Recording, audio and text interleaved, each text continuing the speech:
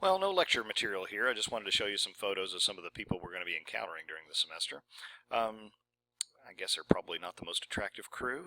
I think the pictures do probably capture them at their best, unfortunately. We have Emerson up there in the upper left. Underneath him is Poe, and then we have Frederick Douglass. We'll be getting around to reading his narrative. Margaret Fuller, fascinating woman, writing about women in the 19th century.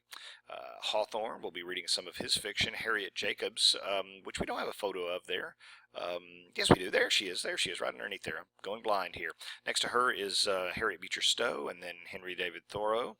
Louisa May Alcott over there, Melville, and Walt Whitman there with that pensive look on his furry chin, with his hand there on his fist on his furry chin there. All of these folks will be getting a chance to take a look at. Can't say that there's a terrible lot of diversity. There are some more women writers during this period than we often see in the earlier period of literature in America, because it is an important period when women are becoming much more prominent in terms of writing fiction and writing socially and culturally conscious projects and writings and things, and becoming much more outspoken and prominent in the lecture circuit and those sorts of endeavors as well as the major issue of the entire 19th century, and that is slavery.